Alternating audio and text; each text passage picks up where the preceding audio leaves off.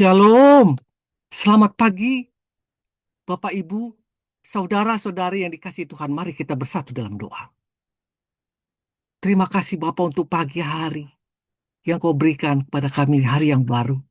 Tuhan, datanglah Kau terus Tuhan ke dalam hati kami. Berikan kami iman yang terus berkobar-kobar ke dalam tangan Tuhan. Bagi anak-anak kami juga bagi keluarga kami Tuhan. Pada pagi hari ini kami siap untuk mendengar firman-Mu. Karena kami tahu firman-Mu itu akan tumbuh menjadi iman yang kuat dalam hidup kami.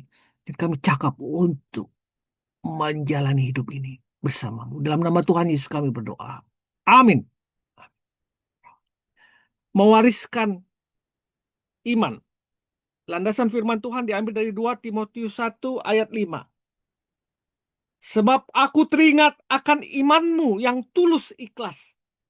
Iman yang pertama-tama hidup di dalam nenekmu, Louis, dan di dalam ibumu, Eunike. Dan aku yakin hidup juga dalam dirimu. Kita buka lagi Yohanes 6 ayat 28-29. Jawab Yesus, inilah pekerjaan yang kukehendaki, yaitu hendaklah kamu percaya kepada Dia yang telah diutus Allah. Bapak, Ibu, saudara-saudari yang dikasihi Tuhan, saya yakin semua dari kita sebagai orang tua sangat ingin mewariskan sesuatu yang berguna, mewariskan sesuatu yang berharga kepada anak-anaknya. Entah itu berupa harta benda ataupun pendidikan yang baik buat anak-anak kita sebagai bekal mereka. Ya, yang jelas semuanya itu kelak diharapkan menjadi bekal untuk anak-anak kita. Jadi tidak heran kalau kita terus membanting tulang bekerja untuk mempersiapkan hal-hal tersebut. Memang tidak dipungkiri, harta benda dan pendidikan yang baik adalah bekal yang berguna dan berharga bagi anak-anak kita. Akan tetapi ada satu hal yang paling penting yang juga harus kita wariskan kepada anak-anak kita.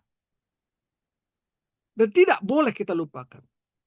Yaitu mewariskan iman percaya kepada anak-anak kita. Mewariskan iman bahwa dia percaya kepada Tuhan sebagai sang penciptanya dan sebagai penentu hidupnya. Dan kelak iman itu akan menyelamatkan hidupnya. Bapak, Ibu, saudara-saudara dikasihi Tuhan. Begitu banyak bukti yang terlihat bagaimana iman menyelamatkan seseorang dan menjadikan orang itu besar. Contohnya adalah kehidupan Musa. Musa yang mengukir sejarah di mana dia adalah seorang yang membawa bangsa Israel keluar dari perbudakan di Mesir. Musa yang membelah laut Teberau dan ia berhasil memimpin bangsa itu menjadi bangsa yang besar. Orang tua mereka yang bernama Amran dan Yokhebed selaku orang tua benar-benar berhasil meletakkan dasar iman percaya di dalam diri Musa. Sehingga Musa juga mewarisi iman yang sama seperti mereka. Demikian juga dengan Timotius yang kita baca tadi.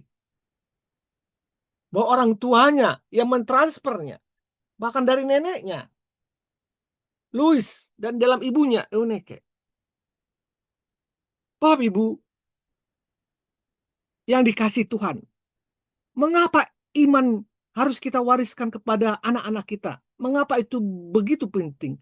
Karena pada waktu kita meletakkan dasar iman itu, meletakkan percaya itu, buat anak-anak kita percaya kepada Tuhan, maka perubahan karakter, perubahan tingkah laku akan terjadi kepada diri anak tersebut.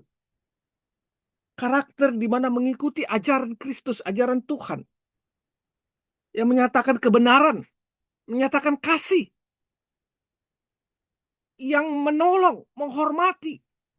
Hal-hal tersebut terkandung di dalam firman Tuhan yang nantinya akan menjadi dasar anak tersebut. untuk menjalani hidupnya.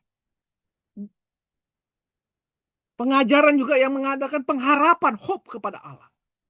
Yang tidak terkondisikan dengan kondisi apapun. Yang terjelek sekalipun yang dialami seseorang.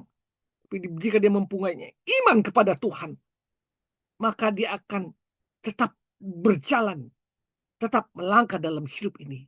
Tidak mengenal kata putus asa. Itulah iman kepada Tuhan. Iman yang menyelamatkan. Jadi hal itu sangat penting. Mewariskan iman. Memang itu bukan perkara mudah. Begitu banyak tantangan yang akan dihadapi anak-anak kita. Begitu banyak persoalan-persoalan LGBT, tidak percaya Tuhan, dan sebagainya. Tetapi ingatlah, semakin rumit kita berjuang untuk memperjuangkan iman itu agar mereka, anak-anak kita mengenalnya, maka akan terjadi kualitas yang lebih tinggi bagi mereka. Iman yang kita wariskan kepada anak-anak kita akan menjadi iman yang murni bagi mereka. Maka kita harus bersabar dan terus menumbuhkan iman di hati mereka. Perkenalkanlah Tuhan setiap saat kepada mereka. Jangan jemu-jemu. Apalagi lalai memperdengarkan firman itu kepada mereka. Firman dimulai dari pendengaran. Iman timbul dari hati mereka. Roma 10 ayat 17. Sebagaimana Yochebed tadi yang merawat Musa dan melakukan hal-hal yang penting memperdengarkan firman Tuhan. Maka kita pun harus melakukannya di hadapan anak-anak kita. Disadari atau tidak, anak-anak kita sangat senang meniru apa yang dilakukan oleh orang tuanya. Itu hukum alam. Untuk itu, mintalah pertolongan Roh Kudus agar kita juga dimampukan untuk menerapkan firman Tuhan itu dalam kehidupan kita sehari-hari sebagai orang tua. Jika kita berhasil menerapkan hal-hal tersebut, bisa dipastikan kelak iman itu akan diwariskan dengan sangat baik kepada anak-anak kita. Dan itulah iman yang menyelamatkan mereka dalam perjalanan hidup mereka sampai akhir hayat mereka. Selamat pagi. Selamat memperdengarkan iman kepada Tuhan, kepada anak-anakmu. Tuhan Yesus memberkati. Mari kita berdoa.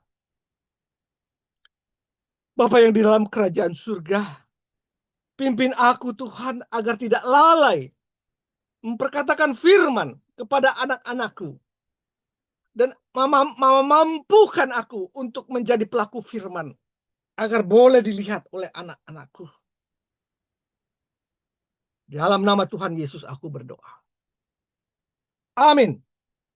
Persiapkanlah warisan iman untuk anak-anak kita melalui pengajaran, melalui kesaksian dan teladan hidup kita. Agar mereka menjadi anak-anak yang selamat dan menjadi anak-anak yang hebat. Tuhan memberkati. Amin.